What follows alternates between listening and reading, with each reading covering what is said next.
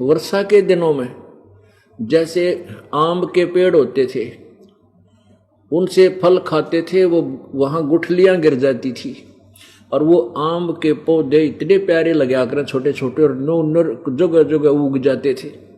तो हम उनको निकाल कर उनको वहां से निकाल के और दूसरे स्थान पर दूसरे खेतों में लगा दिया करते थे। बालक ने लगे रहते अपन काम। जब किसी पौधे की जड़ें मिट्टी से बाहर निकल जाती तो यूं क्या करते कि भाई इसकी जड़ तो राम ने देख ली, जब उगे को नहीं सूखेगा, और वो सूख जाता क्योंकि वो मिट्टी हट जाती। नए स्थान पर लगाते इतना हम प्रॉपरली उसको पानी नहीं दे पाते, कभी घेर दिया पानी कभी ना डालते, वो सूख जाया करता। तो अब इन सभी पंथों की जड़ हमने रामता ही दिखा दी, इनकी जड़ दिखा दी। अब ये सारे सूख जाएंगे, जम को नहीं, अब नहीं उठ सकते ये, ठीक है। और 5-4 वर्ष पाँव पीट लेंगे, आखिर मैंने सरेंडर करना पड़ेगा कि हम कति धोखे में कर रहे थे और हमारे साथ धोखा हो गया और हम गलत ज्ञान प्रदान कर रहे थे। इन्हें सरेंडर करना पड़ेगा, ये जनता करवा देगी। जब श्रद्धालु जाग जाएंगे जिनका नाश कर दिया विश्व, अब रोते हुए आ रहे हैं बेचारे प्राणी को 25 वर्ष ने करा था स्वामी बर्बाद कर दिए, कितने जोगे नहीं छोड़े। क्योंकि जब तक इस प्राणी के पुण्य पूर्व जन्म के पुण्य रहते हैं, वह बैटरी पहले शुभ कर्मों से चार्ज है, तब तक तो ये किसी भी पंथ में किसी साधना को कर रहा है, वो पिछले पुण्य उसको मिल रहे हैं। वो सोच रहा है गुरु जी की दया हो रही है जिसकी अब मैं शरण में बैठा हूं, और वो पिछले पुण्य हो गए खत्म, और फिर वो बिरान माटी का दौर शुरू। अब नौके कति लौट पिट गए, घर में चौनी रही नहीं, उड़नरा दान करया करते हैं, और सारे शरीर में कष्ट, परिवार में बिरान माटी, किसी में भूत आवे, किसी का हाथ कट गया, किसी का कुछ हो गया। अब कोई 20 वर्ष का, कोई 25 वर्ष से, कोई 15 वर्ष से, कोई 10-10 वर्ष से अन्य पंथों में बरम भटक गए, अब यहां आ रहे हैं और इस तत्व ज्ञान को देखकर रो रहे हैं। एक भक्त बुजुर्ग आदमी ने बोला 35 वर्ष खो दिए मेरे राधा स्वामी पंथ में बने। और एक भक्त यहाँ 10-8-7 वर्ष से 5-6 वर्ष से आया हुआ है, वो उसको बार बार मिलता था कि बाबा जी तुम बुजुर्ग तू यहाँ आ जा, मेरे को गुरुजी पूर्ण मिल गए। और वो उसको धमकाया करता कि तने नाश कर लिया, तने गुरु बदल लिया है, तने गुरु नहीं बदलना चाहिए था, तो बहुत गलती कर दी। अब वो बुजुर्ग आया रोता हुआ, ने बोला मैंने अपने कर्म फोड़ लिए, कति सारे शरीर में बीमारी 20 लाग गई। और यो भक्त मुझे कई बार मिला, मैं इस तक गुस्सा हो जाया करता, तो और चर्चा कर, पर ये जिक्र मत कर, तू कित फंस गया इतने बड़े गुरु को छोड़ के। अब मेरे कर्म फूट गए, मन मुझे वो दिन रोना आवे है, पहले आ जाता शायद मेरी याद रुकती ना होती। अब रो रहा था, आँखों में तो पानी नहीं सूखा बूढ़े आदमी के। तो परमात्मा कहते हैं, परमात्मा ने सारे तरीके बता रखे कि डरो मत, कोई बात नहीं। कहते हैं जैसे अब वो कह रहा कि मैं तो 70 वर्ष से ऊपर उम्र होगी, 35 साल का लग गया था और 35 वर्ष वहां खो दिए, दान भी कराया, हर हफ्ते भी जाता था, फिर बुजुर्ग हो गया तो 6 महीना में जाने लग गया। अब मेरा क्या होगा, अब मेरा क्या होगा, क्या मुझे मोक्ष होगा? पुण्यात्माओं घबराने की जरूरत नहीं होती। कहते हैं जैसे कुएं में बाल्टी गिरती हो, कुएं में एक लंबी रस्सी बांध कर पानी निकालने के लिए एक जुगाड़ जोड़ा जाता है और उस बाल्टी को रस्सी समेत नीचे डाल दिया जाता है, रस्सी को से बाहर खींच कर वो जल बाहर निकाला जाता है। अब वो रस्सी काफी दूर तक ले जाया करते, पहले समय की बातें, तो वो रस्सी छूट जा हाथ तक और वो बाल्टी कुएं में गिरने लग रही है और वो जा रही है स्पीड तक। यदि भाग के दौड़ करके उसको पकड़ ले, चाहे वह 1 फुट की 9 इंच की ठा जावे, लास्ट में वह मिल गई न, वह हाथ में जब पूछड़ी आ गई तो समझ लो कुछ भी ना गया, बाल्टी भी आवेगी, पानी भी भरा होगा।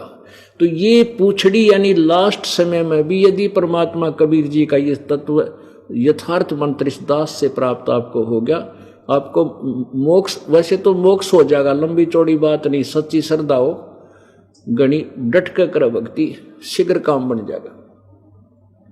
और बुढ़ा न तक काम में नरा भक्ति का हो जाऊं, जान का पाँव फंसावे की तरह वो दूसरी बात है, नहीं तो तत्व ज्ञान लेकर यथार्थ मंत्र प्राप्त करके अपना भक्ति करे और पार हो जाएगा।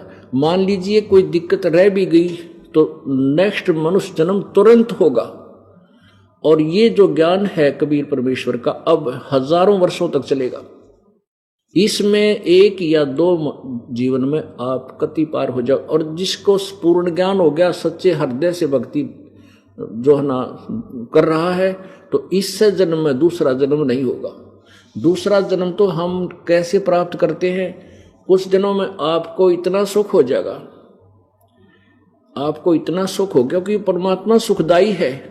ये वो परमात्मा जो सुख देता, दुख नहीं है इसके दरबार में। तो इतना सुख हो जाएगा, आप फिर उन भगवान से दूर होने लग जाओगे और भूल पड़ जाएगी। काल के ना जाने कितने जाल हैं, और उसका कोई दाव लग जाओ आपको यहां रखने के लिए, तो वो आदमी लास्ट में नो डूब जाएगा व्यक्ति, घना सुख होता है। तो हम यही अर्ज करते रहे, परमात्मा इतना सुख भी मत देना जिससे तेरी भूल पड़ जा, इतना दुख भी देते रहिए प्रभु तेरे से दूर ना हो जाऊं। परमात्मा कहते सुख के माथा पत्थर पड़ो जिसते नाम हृदय ते जा, और बलिहारी उस दुख के जो पल पल नाम रटा। इसे सुख का आग लगो जिस तो भगवान की भूल पड़े, और बलिहारी हो उस दुख के ऊपर जो मालिक याद करावे। इतना दुख भी दिए रखना परमात्मा, डर बना रहे कदे फिर फंस जाऊं काल के। चलो मान ले ईब आपने सुख भी हो गया, रह भी गए, और कंटिन्यूस 5-6 जन्म आपके मनुष्य के भी हो जाएंगे ईस कमाई वर्तमान के भक्ति से। और आगे श्रद्धा, क्योंकि आगे घटेगी जब दास यहाँ मौजूद है। अभी गलती करोगे तो आगे कौन से पार हो जाओगे तुम। अब तो हर तरह से मर्यादा आपको समझाता हूं, ये बताता हूं ये गलती मत करो, तुम्हें फाउल पॉइंट बताता हूं कि ये पॉइंट फाउल है, तेरा नाम खंड हो गया। तो अब भी जर रह जाओगे तो फिर आगे कैसे पार होगे तुम। जब ये दास चला जाएगा सतलोक, फिर तुम पर अंकुश नहीं रहेगा, ज्ञान तो रहेगा, लेकिन कुछ ऐसी मर्यादा बन जाएंगी जो पुण्यात्मा बचपन से ही भक्ति अपने बच्चों को रंग में रंग देंगे, वो आने वाले समय में इतना जल्दी नहीं बिगड़ेंगे। और जो वर्तमान में बिगड़ जाएगा तो आगे गलती हुई पड़ी है उस तक। तो इसलिए इस समय को ज्यादा नहीं बढ़ाना आपने। अब ये ब्रह्मा विष्णु महेश देवता बने 33 करोड़, ये कौन है? ये वो पुण्यात्मा है जो कभी परमात्मा के चरणों में किसी समय में रही है। और एक श्वास की कीमत जो आपको यथार्थ भक्ति दी गई है पूर्ण संत से, इसकी कितनी कीमत है आप वर्णन नहीं कर सकते, आप सोच भी नहीं सकते। आप तो बालक हो, लाल की कीमत से परिचित नहीं हो। एक सतनाम के एक श्वास, उस श्वास की सिमरण की कीमत 14 लोग चढ़ा दे उसके तुलना में, तो भी वो कीमत सांस के सिमरण की ज्यादा है। और इतने सिमरण आप कितने करते हो दिन में? तो पार तो आसानी तो हो जाओगे, लेकिन रहना मर्यादा से और दृढ़ निश्चय रखना कि जो हमारे गुरुदेव ने ज्ञान दिया है ये फाइनल है, जो नाम दिया है ये यथार्थ है। भ्रमित मत होना। ये बार बार आपको यहाँ बुला के ये 2-2 घंटे 4-4 घंटे डेली सत्संग सुना के आपको उस रंग में रंगना चाहता है ये दास के कोई आपको डगमग ना कर दे। आप सीधे मार्ग चलते रहो तो पहुंच जाओगे। ये कुमार्ग पर लगा देते नकली संत, आपको बहका करके आपका रास्ता बदल देते, फिर उस पर कितनी सपेट तो चले जाओ, गलत जा रहे हो। तो इसलिए सत्य भक्ति करे और मर्यादा में रहे, आपका बेड़ा पार हो जाएगा। बोलो सतगुरुदेव।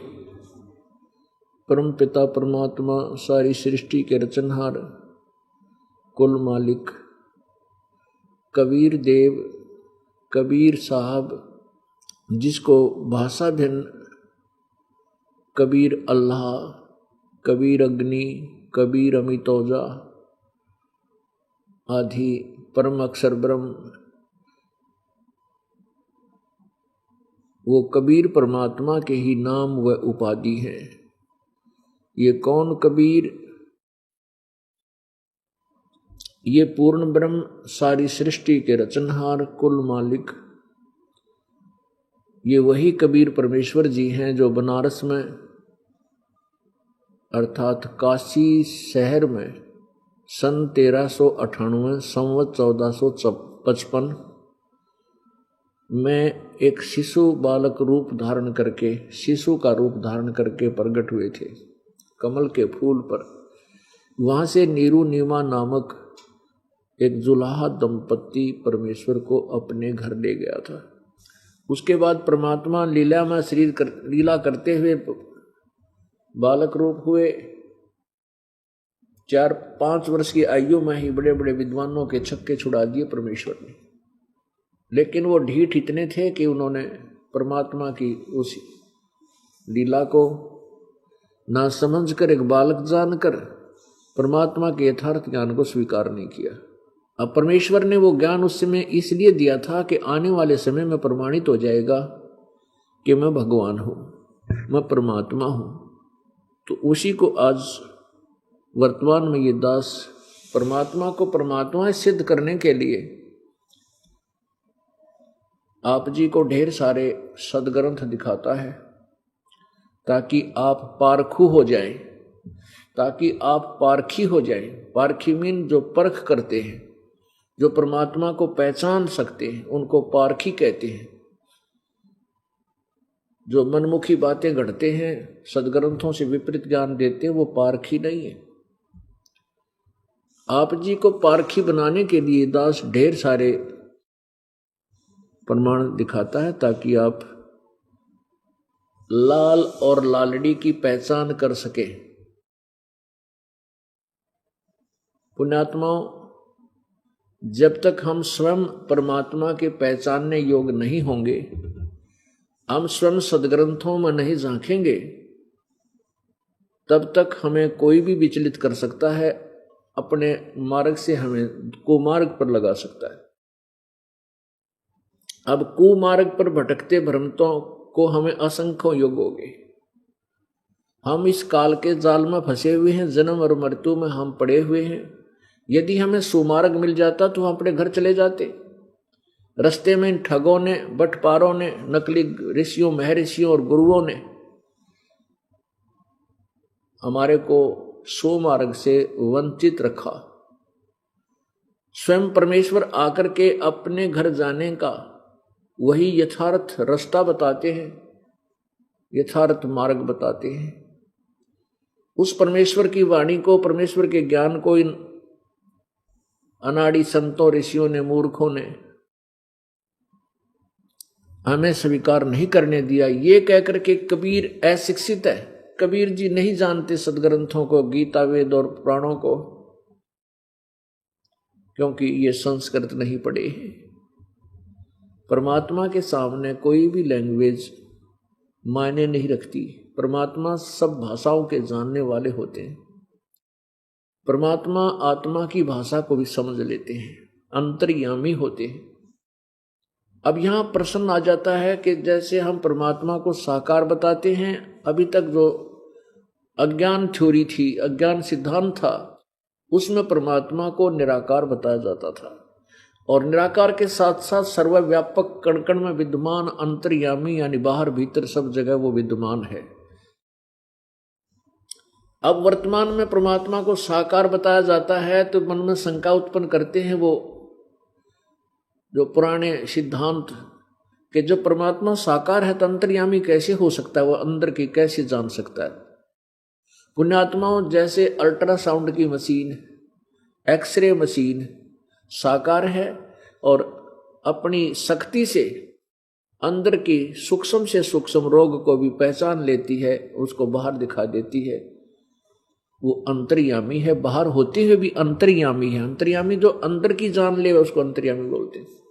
इसी प्रकार परमात्मा की जो शक्ति है, पावर है, वो इन यंत्रों से कहीं असंख्य गुना अत्यधिक है और ज्यादा सफिशिएंट है, ज्यादा एफिशिएंट है। तो वो अंतर्यामी साकार होते हुए अंतर्यामी है, अंदर की बातों को जान लेता है। उस परमेश्वर ने आकर के यहां के दुख गिनवाए कि तुम कितने दुखी हो, लेकिन आपने इन्हीं दुखों को सुख मान लिया, क्योंकि इसका विकल्प नहीं आपके पास, इसका कोई अल्टरनेट नहीं मिला आपको, तो आपने इन दुखों को ही सुख मानकर इसी में अपना जन्मते और मरते रहे और संघर्ष करते रहे। इस मन को यदि हम यथार्थ ज्ञान देना चाहें तो ये स्वीकार करने को तैयार नहीं है, क्योंकि ये काल का एजेंट है, ये काल ब्रह्म का एक अंश है, एक दूत है इसका। ये चाहता है इस जीव को इतना भ्रमित रखूं, भगवान से दूर रहे, माया के चक्कर में पड़ा रहे, यही संसार की संपत्ति और संतान में ही उलझ पुलझ रहे। और जब ये थोड़ा सा कहीं फुर्सत प्राप्त करे,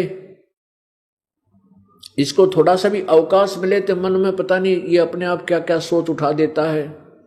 कोई टीवी ऑन कर ले, अब देखो अब ये बिचली पीढ़ी चल रही है, और इस बिचली पीढ़ी में सभी भक्त पार होंगे जो इस तत्व ज्ञान को स्वीकार करके इस दास से उपदेश ले लेंगे।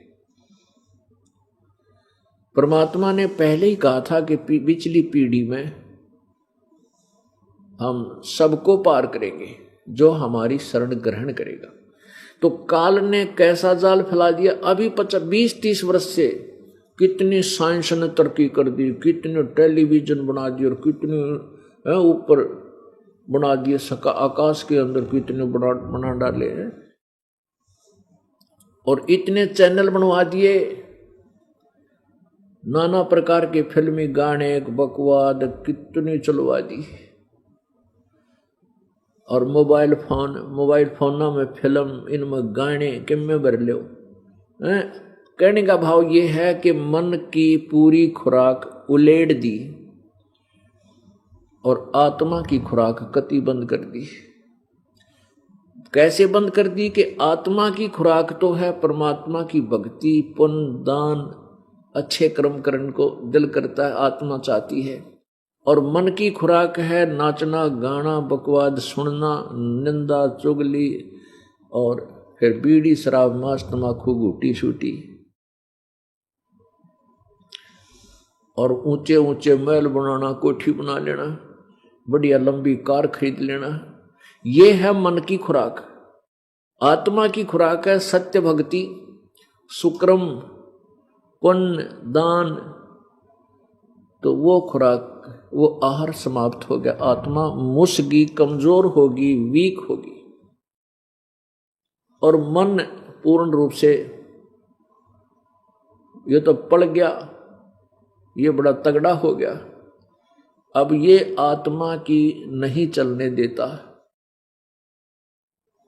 अब जैसे प्रत्येक प्राणी सब कुछ सुन लेता है, एक फिल्मी गाना कितना ही प्यारा लगता हो, अच्छा लगता हो आपको, उसको आप 4-5 बार सुन लेती, फिर सुनने दिल नहीं करे, फिर नया चाहोगा कोई और नई टून आ जावे। तो इस मन की ये बकवाद है, इनमें आनंद नहीं, बनावटी आनंद है, बनावटी वस्तु में आनंद नहीं होता। तो ये मन उन वस्तुओं को खोजता रहता है जो आनंद में नहीं है, और ये उनमें आनंद मानता है, ताकि इस जीव का मनुष्य जीवन बर्बाद करवा दिया जाए। अब वर्तमान में कोई साधना करता है पुण्यात्मा, जैसे सारा कुछ कर लेता है, फिर उन जो बनावटी यहाँ के साजबाज, गाने बजाने, इनसे फिर एक दिन यो मन छक भी लेता है। फिर आत्मा सोचती है कि कोई अच्छे काम करें। जब ये आत्मा कोई शुभ कर्म करने को चलती है तो इसको दिशा ठीक नहीं मिलती। तो जो दान करना चाहता है, कहीं पर कोई मंदिर बनवा देता है, 20-30 लाख रुपये ला दिए, और कहीं पर कोई धर्मशाला बनवा देता है, अपनी सब इच्छा से मनमाना आचरण किया जा रहा है, और कहीं पर थोड़ा बहुत जो भंडारा करता है वो भंडारा कर देता है। तो वो साधना है जो ये करता है शास्त्र विरुद्ध है। और किन्हीं संतों के पास जाकर के परमात्मा प्राप्ति की चेष्टा करता है ये आत्मा, तो वो संत नकली, ये काल के दूत सारे, इनके पास ना यथार्थ ज्ञान है, ना वे ऑफ वर्शिप सही है, पूजा की विधि भी उनकी ठीक नहीं है, शास्त्र विधि को त्याग कर मनमानी मन गढ़ंत कहानी बना रखी उन लोगों ने। तो ये आत्मा उनका जा फंसी, वो काल के दूत गुरुओं के। अब जब तक इसको यथार्थ मार्ग नहीं मिलता, वो सच्चा सुख नहीं मिलता, आनंद नहीं मिलता भक्ति का, तब तक ये आत्मा भटकती रहती है। अब जैसे भक्त आत्मा कोई किसी पंथ में 10 वर्ष रहा, कोई सुविधा मिली नहीं, फिर दूसरे पंथ में पहुंचा, 5-4 वर्ष वहां रहा, वहां भी आनंद नहीं आया, फिर तीसरे पंथ में पहुंचा तो वहां भी कोई लाभ नहीं मिला, तो फिर क्या करता, वो नास्तिक हो जाता है, कहता भगवान कहीं नहीं है, शराब पीने लग जाएगा, संसारिक लोगों से भी गिरावट में आ जाएगा।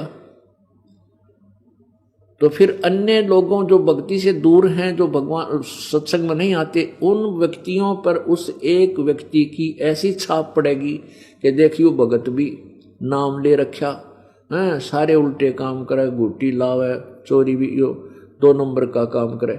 अब क्या करे वो प्राणी?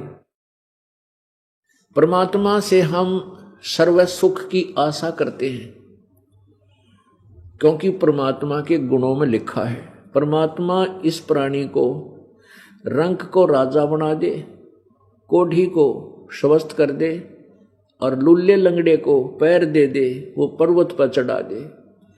परमात्मा निर्धन को धनवान बना दे। असाध्य रोग को भगवान काट देता है। प्रारब्ध कर्म में जो कष्ट होते हैं उनको भी प्रभु नष्ट कर देता है। ऐसा उसके गुण हम सुना करते हैं। इसलिए परमात्मा की तलाश करते हैं, खोज करते हैं कि भगवान मिल जाए तो मेरा जीवन सफर आसान हो जाए। लेकिन परमात्मा कैसे वो लाभ देता है, वो विधि प्राप्त ना होने से, तो ये आत्मा थक गए और नास्तिक हो जाती है। मन ये काल यही चाहता है कि ये जीव इतना भ्रमित हो जा, इसकी आस्था भगवान से उठ जा। ऐसे दूत भेज देता है काल। अब जैसे बौद्ध धर्म है, बौद्ध धर्म, बुद्ध महात्मा बुद्ध जो था, उसने जो हठ योग किया उससे भगवान मिला नहीं, क्योंकि वो वे ऑफ वर्शिप ठीक नहीं थी, अकॉर्डिंग टू द शास्त्र नहीं थी, सदग्रंथ नहीं थी वो। फिर उस महापुरुष ने अपनी थ्योरी बना दी कि परमात्मा कहीं नहीं है।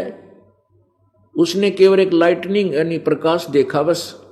उस पूर्व जन्म का अच्छे संस्कारी था, तो उसने अपने ही सोच से जो साधारण सी शिक्षाएं थी वो जन साधारण को बोलना बताना शुरू कर दिया। और ऐसी पुण्यात्मा पूर्व जन्म की अच्छी आत्मा होती है, उसके वचन में शक्ति होती है। उनके वचन की शक्ति से इतने प्रभावित हुए कि बहुत सारे राष्ट्र बुद्ध धर्म स्वीकार कर लिया। पूरा चीन, रूस, अब वो परमात्मा की तरफ चले थे। बुद्ध धर्म जब ग्रहण किया तो भगवान की चाह में उससे जुड़े थे। अब कुछ समय के बाद वो भगवान से लाभ मिले नहीं, वो अब कहते हैं भगवान नाम की कोई चीज नहीं है, कति नास्तिक हो गए।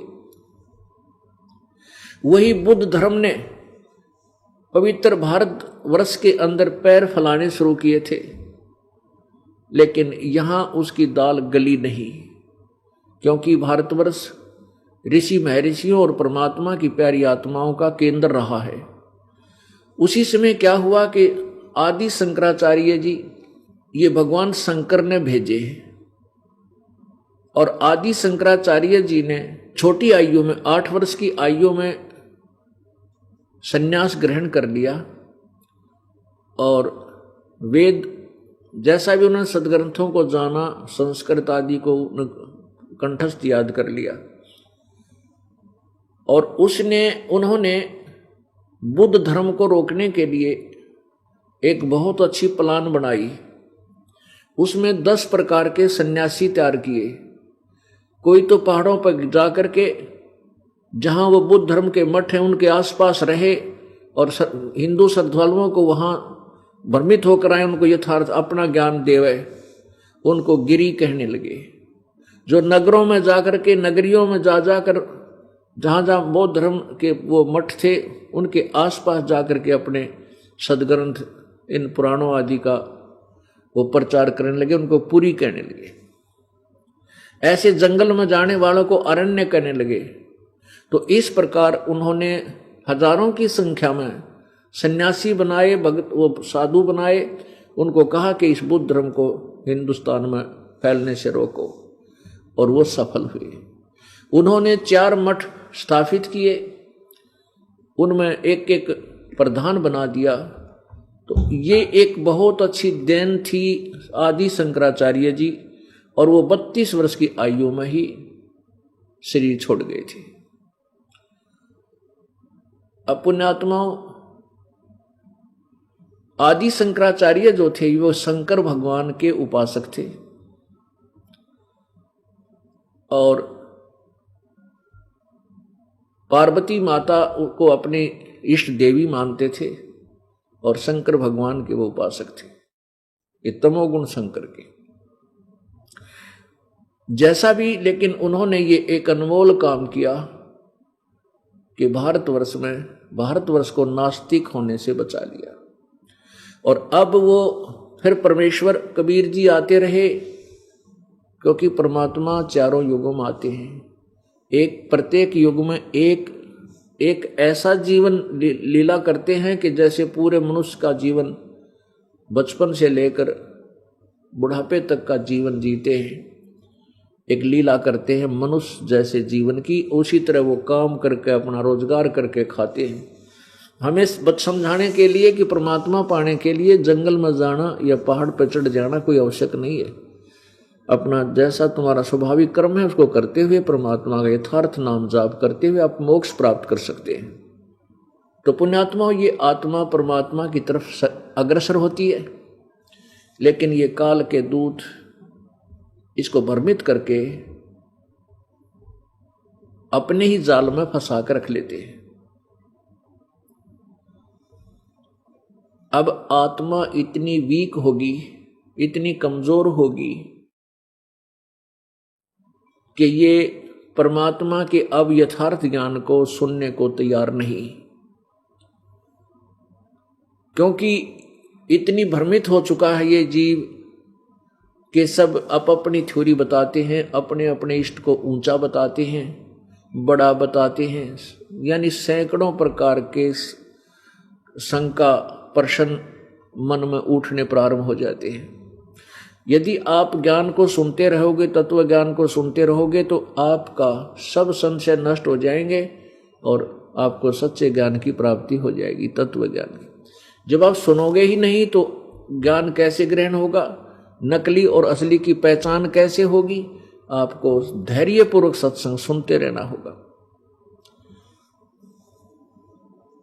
इस दास का उद्देश्य है कि जैसे गीता जी अध्याय नंबर 2 के श्लोक नंबर 53 में कहा कि अर्जुन, जिसमें तेरी बुद्धि भिन्न भिन्न प्रकार के वचनों से भ्रमित ना हो करके एक तत्व ज्ञान पर, परमात्मा के यथार्थ ज्ञान पर रुक जाएगी, तब तक तू योग को प्राप्त होगा, अर्थात तू भगत बनेगा।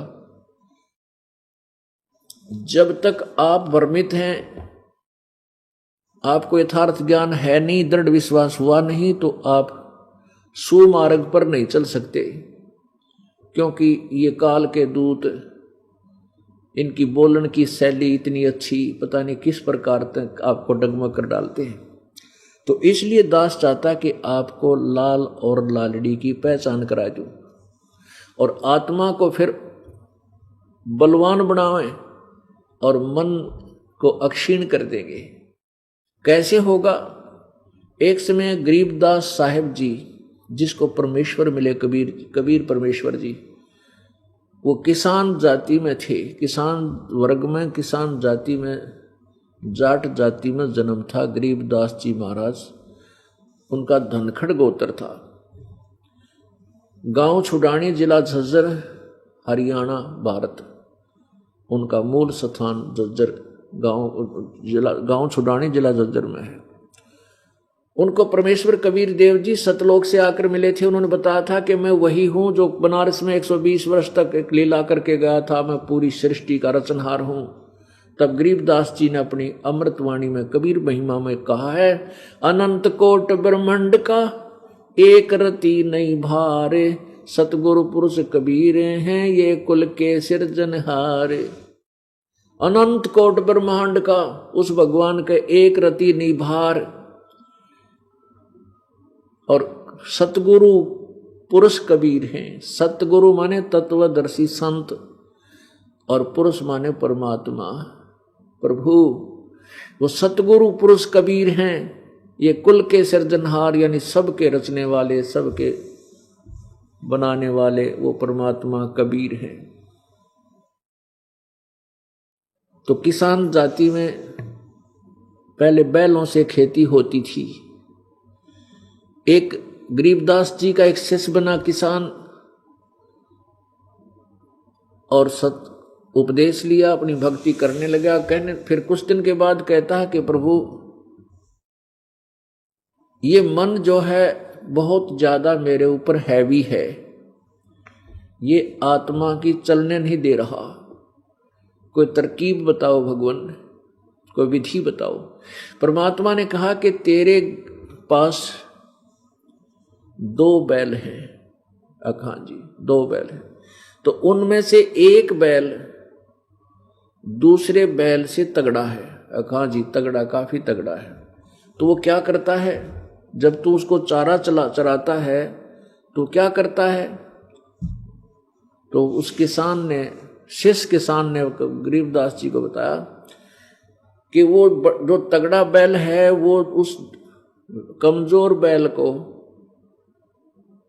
उस निर्बल को आहार भी नहीं करने देता, ऐसे फूफा करके उसको दूर हटा देता है।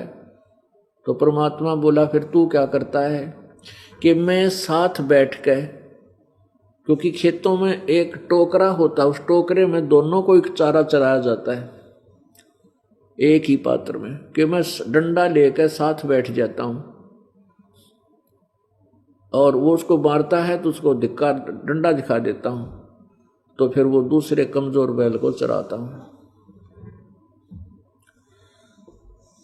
खाना चाहर कराता हूं, चारा चराता हूं, और घर पे आकर के उसको इतना टाइट बांध देता हूं कि उस तक उसका शीश ना जावे। तो परमात्मा बोले ठीक इसी प्रकार इस तेरे शरीर रूपी इस हल में 2 बैल जुटे हैं, एक मन और एक आत्मा। अब मन तो इतना तगड़ा हो गया, इसकी सारी खुराक दे रखी है, रागनी सुनना, हुक्का पीना, किते गप्पे मारना, ताश खेलना, राजनीति की बतलाना, चल रिश्तेदारी में घूम का, वो मित्र से मिलकर आते हैं, पिकनिक मना कर आते हैं। और भाई वो तूने वो मन पाल दिया, तगड़ा बना लिया, और आत्मा की खुराक रही कोई ना। आत्मा की खुराक क्या है, भगवान की भक्ति और अच्छे कर्म, दान धर्म। आप पुण्यात्माओं एक बार जब दान करोगे 100 रुपये, 1000 रुपये, 2000, 10,000, उस दिन आपकी आत्मा कितनी खुश, कितना प्रसन्न चित्त रहोगे। एक न्यारी खुशी, न्यारी शक्ति मिलती है आत्मा को। और आप कितना धन जोड़ लो, 2 नंबर का काम कर लो, कति आत्मा प्रसन्न नहीं होगी, घिघी बंदी रहेगी, कोई न कोई और समस्या आ पड़ेगी। तो परमात्मा ने कहा कि आपने मन की खुराक गणी कर रखी है, आत्मा की खुराक तूने बंद कर रखी है। आत्मा की खुराक भक्ति क्या करते थे हम पहले, 7वें दिन एक दिन तो हनुमान का व्रत रख लिया करते, मंगलवार का, और शाम ने हनुमान चालीसा जल्दी जल्दी फटाफट कर फिर चल भाई चलते। एक आली सुख, एक ज्योति जगाते थे, वह घी में आधी भीगी होती थी, आधी सूखी, और उसको लगा देते थे, दीप में जगा देते थे। वो हनुमान चालीसा पूरा नहीं होता था, इतने वह बुझ लेती थी। और ओम जय जगदीश हरे, स्वामी जय जगदीश हरे फटाफट उसने करते थे। इतने भी बुझ लिया करती सुबह वाली तो, और शाम की हनुमान चालीसा करते इतने। यानी ये थी हमारी पूजा की विधि। और 7वें दिन 100 रुपये का प्रसाद बूंदी बांट दिया करते। ये हम भक्ति करते थे और ये दान करते थे। अब पुण्यात्माओं, परमात्मा कहते हैं जिन हर जैसा सुमरिया ताको तैसा लाभ, ओसा प्यास न भागे ही जब लग धसे निआब। जिन हर जैसा सुमरिया, जिन्होंने भगवान जैसा भक्ति करी, जैसा दान किया, उतना ही उसे लाभ मिलेगा।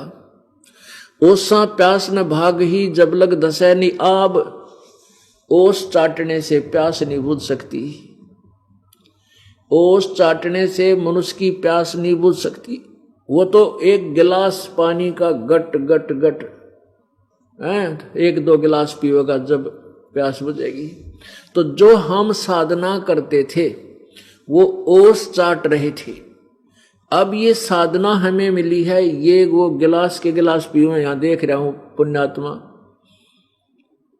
10वें दिन सत्संग शुरू हो जाता है, कितनी उम्र करा रहे हैं। परमात्मा की जब यथार्थ भक्ति हमें मिल जाएगी, घर में बरकत होगी, आपके धरे धरे पैसे बढ़ने लग जाएंगे कुछ दिनों में। नुकसान की तो बात बहुत 100 कोस दूर हो जाएंगी। तो वो परमात्मा अपनी प्यारी आत्माओं पर आप पर रहम करता है, आपको इतनी बरकत देगा, आपके इतने दुख दूर कर देगा, और फिर प्रेरणा देगा कि बेटा बेटी अब कुछ दान कर लें। मन में ऐसी प्रेरणा देगा कि अब कुछ 2 हाथ भी छोड़ दें। आपको ऐसा लगेगा कि जैसे आज ये बालक बीमार हो गया था, हमने माना 20,000 में डॉक्टरों का पीछा ना छूटे, और वो परमात्मा की कृपा से एक जोत बोलन तो ठीक हो गया। फिर कुछ दिन के बाद मन में आवागी कुछ पाठ भी करवा दे। तो पुण्यात्माओं कहते हैं देते को हर देता है जहां तहां से आन, ना दिया फिर मांगते फिर यो परमात्मा सुननी का। अब हमने दान करने की पहले तो नीत नहीं थी, और नीत होती तो विधि ठीक नहीं थी। वो किया हुआ दान हमें प्रतिफल नहीं देता। अब आप दान करके देखियो, परमात्मा कहते चारों युगों में देख लो हमने किसका रखा मारे। हमने चारों युगों में देख ले, जिसने भी जिस इष्ट पे सच्चे दिल से जो कुछ दान किया है विधिवत, हमने किसका रखा मारे। द्रौपदी ने एक 9 इंच का साड़ी का टुकड़ा चढ़ाया था एक अंधे महात्मा को, और इतना चीर बढ़ा दिया, दुशासन जैसे दुष्ट वो खींच खींच कर ढेर लाग गया, वो चीर खत्म नहीं हुआ। अब सुदामा जी ने 1 मुट्ठी चावल श्री कृष्ण जी को भेंट किए थे, उनका महल बना दिया, धन दे दिया। कबीर परमेश्वर जी को तैमुरलंग नाम के एक गडरिये ने, एक लोहार ने 1 रोटी खिलाई थी, 7 पीढ़ी का राज दे दिया परमेश्वर ने। पुण्यात्माओं जो जाकी सरना बसे ताको ताकी लाज, और जल सोई मछली चढ़ जा बह जाते गजराज। कहने का भाव यह है कि हम जिस भी इष्ट की पूजा करते हैं, साधना करते हैं, उसकी जितनी सामर्थ्य है, अपने सामर्थ्य के अनुसार वो लाभ आपको अवश्य देगा। जैसे आपकी दोस्ती किसी एसएचओ तो होगी थानेदार पे, तो वो आपको थाने लेवल का लाभ तो ऐसा दे देगा, वहां किसी की हिम्मत नहीं थाने में जाने की, और आपको जाके कुर्सी पे बैठाओगा, चाय पिलाओगा, और कोई उसके लेवल का काम होगा वहीं बैठे बैठे कर देगा। तो उस कहते हैं जो जाकी सरना बसे ताको ताकी लाज, और जल सुई मछली चढ़ जा बह जाते गजराज। जैसे ऊपर से पानी गिर रहा है, बहुत जबरदस्त फ्लो है, ऐसे ऊंचे से पानी गिर रहा है, मछली नीचे से आकर उस जल में नो कर करके ऊपर पहुंच जाती है। उस प्रवाह उसको पानी उसको बहाता नहीं, उसको फरी छोड़ रखा है, क्योंकि पानी मछली का जल से विशेष प्रेम है, वो उससे बाहर होते ही मृत्यु को प्राप्त हो जाती। तो ऐसा लगाव, ऐसा प्रेम आपका जिस भी इष्ट में है, वो फिर आपको अनहोनी करने देगा। आप कितने घूमो आपको फरी छोड़ देगा। इतना जैसे कहते हैं ऊपर से गिरता हुआ जल, वो जल प्रवाह गजराज माने हाथियों में सबसे तगड़े हाथी को भी बहा ले जाता है। और मछली पतली सी होती है और वो उसके उल्टे विपरीत दिशा में ऊपर पहुंच जाती है। तो अभी हमने इस स्थिति को समझना, जैसे श्री कृष्ण जी को सुदामा जी ने चावल दिए थे 1 मुट्ठी भुने हुए, और श्री कृष्ण जी ने उसका महल बना दिया, धन दे दिया। इतना सामर्थ्य श्री कृष्ण जी में था। लेकिन श्री कृष्ण जी का ना तो स्वयं जन्म मृत्यु समाप्त हुआ और न ही कर्म का दंड मिटा। 3 ताप भी श्री कृष्ण जी के नहीं मिटे। उपासकों के मिटेंगे, कटेंगे कहां से? तो ऐसे ही इसकी तुलनात्मक आगे कबीर परमेश्वर जी को एक तैमूर लंग नाम के लोहार ने, मुसलमान लोहार ने एक रोटी खिलाई थी। परमात्मा एक जिंदा महात्मा रूप बना करके उनके नगर के बाहर जंगल में, जहां वो तैमूर लंग भेड़ बकरियों को चरा रहा था, वहां पहुंच गए। और तैमूर लंग की मां खाना लेकर आएगी। साधु को 1 रोटी खिलाई कबीर परमात्मा ने को। कबीर परमात्मा ने खाना खा रहे थे तो माई ने कई बार प्रार्थना की, हे भगवान हम धनी हो जाएंगे, हम बहुत निर्धन हैं, हमारा गुजारा भी नहीं होता है, कई बार तो भूखे सोते हैं प्रभु।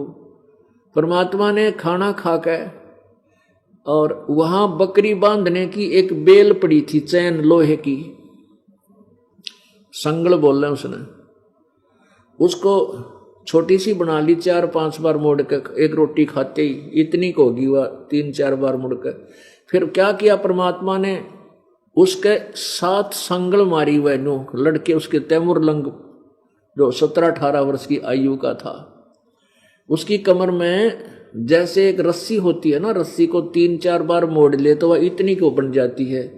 ऐसे ही लोहे की एक संगल सी थी जो बकरी बांधन की पतली सी बेल होया करे चैन, तो उसको 4-5 बार मोड़ के इतनी बन गई। उसको 1, 2, 3 ऐसे 7 मारी उसके कमर पे, और फिर लात मारी, मुक्के मारी।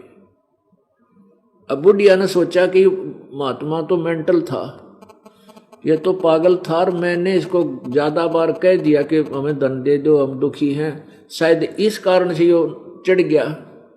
तब माई ने पूछा, हे महात्मा जी मेरे बेटे ने कोई गलती कर दी क्या, आपने इसको पीट डाला?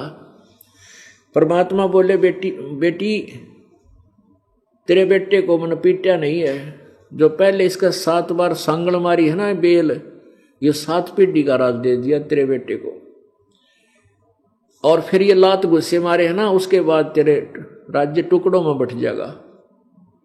तैमूर लंग से लेकर औरंगजेब तक 7 पीढ़ी ने राज किया।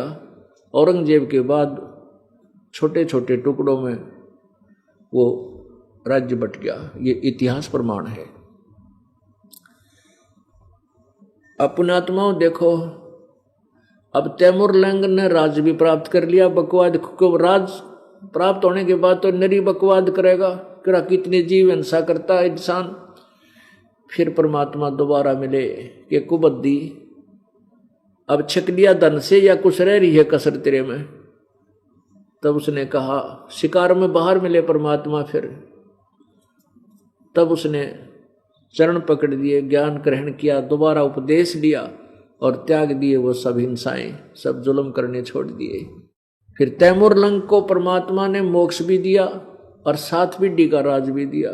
श्री कृष्ण जी जो विष्णु अवतार थे, वो एक ब्रह्मांड में एक विभागीय मंत्री हैं, तो मंत्री सत्र का जो लाभ है मंत्री दे सकता है, लेकिन प्रधानमंत्री सत्र का लाभ मंत्री, राज्य का मंत्री नहीं दे सकता। तो परमात्मा को तो समझो पूरे ब्रह्मांड, असंख्य ब्रह्मांडों का प्रधानमंत्री, और ब्रह्मा विष्णु महेश ये केवल एक ब्रह्मांड में एक विभागीय मंत्री, ये भी राहत दे सकते हैं, लेकिन जो परमात्मा कबीर जी दे सकता है, ये 7 जन्म नहीं दे सकते, 100 जन्म नहीं दे सकते। इसलिए परमात्मा कहते हैं, जो जाकी सरना बसे, और ताको ताकी लाज, जल सूही मछली बह चढ़ जाती और वहां बह जाते गजराज। ऐसे पानी जा रहा है तो मछली नीचे से ऊपर आ जाती है, उसको इतना फरी छोड़ रखा, तू कितने घूम फिर, तुझे कोई रोक टोक नहीं है। और वहां हाथी के पैर फिसल जाते हैं उस बहाव में, हाथी बह जाते हैं, इतने तगड़े तगड़े हाथी भी। तो ऐसे हम जिस भी इष्ट की पूजा करेंगे, लेकिन प्यार इतना हो, लगाव इतना हो, जैसा जल का मछली से होता है, मछली का जल से, ऐसे हम जिस इष्ट में इतनी श्रद्धा रखेंगे, अनन्य भाव रखेंगे, तब वो इष्ट हमें इतना ही लाभ देगा। तो अब हमने इष्ट सेलेक्ट करना है, अब हमने भगवान चुनना है कि किस परमात्मा से हमें क्या लाभ होगा। इसको पारखू कहते हैं, पारखी कहते हैं, इसको परख करना कहते हैं। तो पुण्यात्माओं, हमने उस परमात्मा को चुनना है जो हमें पूर्ण मोक्ष दे, सदा के लिए जन्म मृत्यु के झंझट से खत्म बचा दे। अब क्या बताते हैं कि चारों युगों में देख लो हमने किसका रखा मार है। आप दान करते हो और आपको तुरंत लाभ देता परमात्मा, क्योंकि भगवान तो दाता है और वो हमें कुछ निमित्त बनाकर ही देता है। देखो, प्राणी जब दुखी होता है उसके पुण्य समाप्त हो चुके होते हैं, क्योंकि पुण्य जब तक रहते हैं आप पर कष्ट नहीं आता। पुण्य समाप्त हो जाते हैं तो पाप कर्मों का दौर शुरू हो जाता है। जैसे आप पूर्व जन्म की जो संस्कार थे वो अच्छे संस्कार चलेंगे ठीक, तब तक तो आप सुखी नजर आओगे, घर में भी सुख, सारा आनंद, संतान भी ठीक, अच्छी शिक्षा ग्रहण कर रहे हैं, कोई रोगी नहीं। और जिस समय वो पूर्व जन्म के संस्कार समाप्त हो जाएंगे, जैसे इन्वर्टर की बैटरी चार्ज कर रखी है, चार्जर अब लगा नहीं रखा, तो वो इन्वर्टर जब तक वो बैटरी चार्ज है, जितनी क्षमता है उनकी, तब तक तो पंखे भी चलेंगे, बल्ब भी जल रहे हैं, कूलर भी चल रहा है। और फिर एक कदम सब लाभ मिलने बंद हो जाएंगे, वो इन्वर्टर डाउन हो जाएगा, ना पंखा चले, ना ट्यूब जले, और न ही कोई कूलर चले, यानी वो आपत्ति आएगी। इसी प्रकार आपके पूर्व जन्म की बैटरी जब डिस्चार्ज हो जाएगी, शुभ संस्कार समाप्त हो जाएंगे, आपने आगे सद्भक्ति मिली नहीं, वो चार्जर लगा नहीं, तो एकदम आपत्तियां आ जाती है। तो पुण्यात्मा, परमात्मा कबीर जी के पास आप आते हो इस दास के माध्यम से, उसकी पावर से ये दास कनेक्शन दे देता है। मैं तो उसका लाइनमैन हूं, उस पावर के, उस परमात्मा की पावर से आपका कनेक्शन जोड़ दूंगा। मुझे पावर है वो जोड़ने की, और को अधिकार नहीं है, कोई जोड़ नहीं सकता उससे। तो दास का इतना काम है कि आपका तार परमात्मा से जोड़ देता हूं, और फिर उसकी मर्यादा बताता हूं कि ऐसे ऐसे रहना, नहीं तो बिजली आपको ही हानि कर देगी। तो जिसमें आपका कनेक्शन मालिक से मिलते ही आपके काम शुरू हो जाएंगे। लेकिन ये मत समझना कि बैटरी चार्ज होगी। अब जैसे इन्वर्टर का लाइट आएगी तो उस लाइट से आपका काम शुरू हो गया, लेकिन वो चार्ज होने में समय लगेगा। ऐसे ही परमात्मा आपको आते ही पहले अपने कोटे तक, जो आपके भाग्य में नहीं है, आपके पुण्य में, पुण्य भी नहीं है, अपनी तरफ से अपने कोटे तक देगा कुछ राहत। फिर आपको विश्वास होगा कि सचमुच भगवान है, और फिर आपकी रुचि बनेगी प्रभु की तरफ। फिर आपको यहां ज्ञान दिया जाता है कि देते को हर देते जहां तहां से आन, ना दिया फिर मांगते फिर यो परमात्मा सुना निकाल। तो फिर आपको तैयार किया जाता है, फिर आपकी रुचि बनती है, इतने सुख देख करके फिर पुण्य शुरू कर देते हो। फिर उन पुण्यों के प्रतिफल से आपके घर में सुख, आपके शरीर में सुख, और बहुत लाभ मिलना प्रारंभ हो जाता है। अब पहले परमात्मा आपको इतना सुख देगा और फिर प्रेरणा देगा कि आज तो इसका पाठ कराऊंगा चाहे कुछ भी हो जाए। और पाठ करा दिया तो भगवान राखता नहीं, 1000 गुना करके आपको वापस देता है। क्यों? परमात्मा कोई भिखारी थोड़ा है कि हम उसको दान कर रहे हैं, वो हमारे लिए बैठा है। वो तो आपके इस तरीके से पुण्य बनवाता, अधिक बढ़वाता है, और फिर अंदर से प्रेरणा करता है कि दान करूं। आप पे आरती आप पे साजे, आप पे किंगर आप पे बाजे, आप ताल झां जनकारा, आप न से आप देखण हारा। करे करावे साइया मन में लहर उठा, अदादू से दरजीव कह वो आप बगल हो जा। सारा काम अब कबीर परमेश्वर करेगा आपका और आप में प्रेरणा करेगा। मन में लहर उठाओगा, ये कर दो, ये शुभ शुभ लहर उठेंगी। अब बुरी नहीं आपके मन में आऊंगी, कुछ दिनों के बाद कति खत्म हो जाएंगी। पुण्य की तरफ नीत रहेगी या भक्ति भजन में आप इतने लीन हो जाओगे कि ये सुबह शाम की आरती मंत्र ये ना पूरे हो दे। और बकवाद करण की तो सोचने का समय को नहीं मिला आपने, या तो अपना काम करोगे संसारिक, उससे फुर्सत होते नहीं रहेगी। सुबह का नित्यनेम रहेगा, आरती रहेगी, है रमैणी करनी है, मंत्र करने हैं, सांस का सुमन ना होया तो इतना खुराक दे देगा भगवान आपको। इस आत्मा की खुराक इतनी मिल जाएगी कि थोड़े ही दिनों में पहलवान बन जाएगी। और मन इतना वीक हो जाएगा, यू बकवाद तो करेगा थोड़ी बहुत, पर इसकी पार नहीं बसाओगी, क्योंकि इस तत्व ज्ञान रूपी रस्से से इसको इतना टाइट बांध दिया जाएगा कि हानि नहीं कर सकेगा, ये चोरी नहीं कर सकता, फिर ये ठगी की प्रेरणा नहीं कर सकता, बकवाद मन में नहीं। आगे तक आत्मा करण नहीं दे, वो ज्ञान अट जाएगा। ऐसा जुल्म करे फिर भोगना पड़ेगा, ऐसे टांग कट जा, आंख फूट जा, क्या क्या जुल्म होगा हमारे साथ, कुत्ते गधे बनेंगे। तो फिर ये ज्ञान उस मन को इतना टाइट बांध देता है कि वो हानि नहीं कर सकता, फूफा चाहे यो करता ही रहे, हानि नहीं कर सकेगा। तो इस प्रकार हमने परमात्मा का लाभ लेना है, अपनी आत्मा का उत्थान करना है, अपना उत्थान करना है, आत्म उत्थान। उसका तरीका यह है कि परमात्मा की भक्ति गुरु जी के आदेश अनुसार करे, सत्य भक्ति करे और पूरे विश्वास के साथ करे। विश्वास जब होगा तब होगा जब हम स्वयं परिचित हो जाएंगे कि गुरुदेव जो ज्ञान दे रहे हैं जो 100% सही है। ये विश्वास होगा कैसे? अधिक सत्संग सुनने से, और साथ ही साथ ये प्रमाण जो दास आपको देता सदग्रंथों को आंखों देखने से। फिर आपको इतना दृढ़ विश्वास हो जाएगा कि आप किसी के डगाए नहीं डग सकते, आप लाल और लालड़ी की स्वयं पहचान करने लग जाओगे। अब पुण्यात्माओं, परमात्मा ऐसी प्रेरणा करता है हमारे अंदर, जैसे सत्संग निकट आता है तो मन अपनी अटकलबाजी शुरू करता है, ये काम रह गया, अब कैसे हो जाएगा, अगली बार देख लेंगे, अब के टाल कर देते हैं। तो कुछ देर के बाद आत्मा में वो ज्ञान आकर हिलोर उठती है, प्रेरणा आती है, लहर उठती है कि रे परमात्मा से तो हम उम्मीद करते हैं कि भगवान हमारे सारे काम ठीक करेगा, और आप वहां बैठे हो, आपकी भैंस मर गई बैठे बैठे, बता आपने के बचा लिया, 50,000 की भैंस मर गई, बता आपने के सारा कर दिया यहां ना आकर के।